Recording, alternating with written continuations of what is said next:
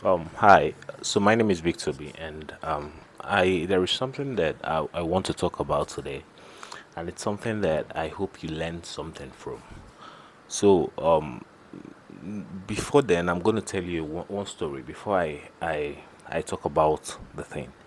So there was a time that I was in secondary school. I was in probably JSS 3, and then they were giving gifts of the best graduating students in my secondary school, and then they will give the first gift, they give the second gift, and they give the third one.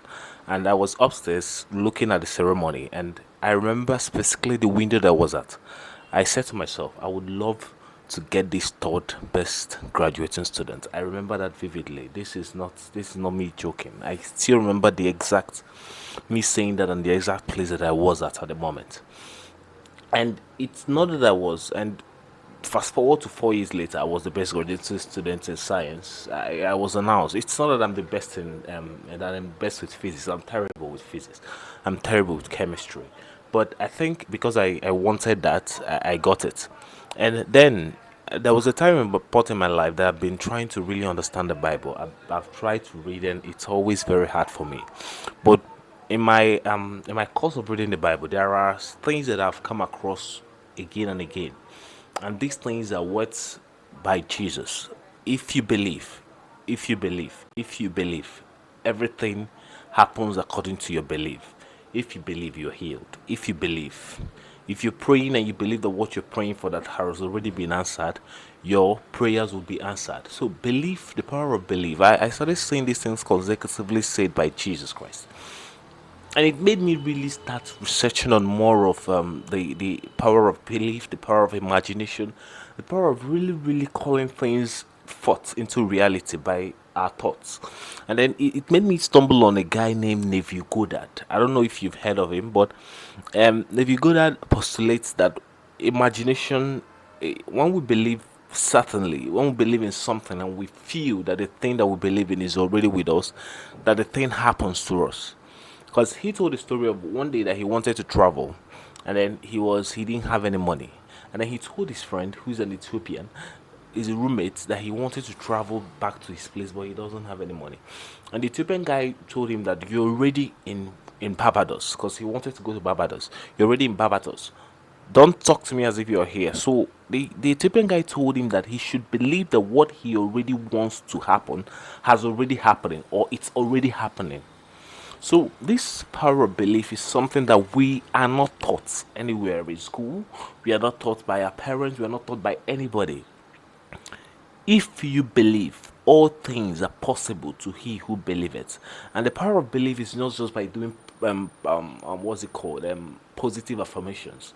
It's far from that, because you can be doing positive affirmations consciously, but your subconscious mind, which is the second mind that really calls things to being, doesn't really believe in what your mouth is saying.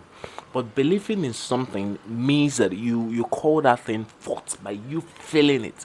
I feel this is so. Well, let's imagine for example, you give an example of, let's say you want to drive a car. And what you do is, before you go to bed every day, see yourself in a car, feel yourself in a car, know the kind of car that you want to drive, know the kind of spec. It's hard to do. It's very hard to do, but it's something that I've been trying to master for a while now, and it happens. I get lucky by chance.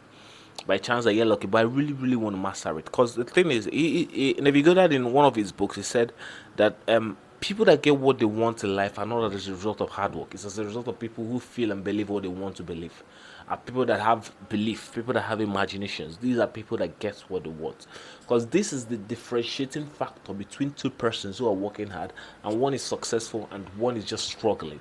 The person that is successful knows where the person wants to go. The person that is successful already feels successful, even when they were still in the ground zero.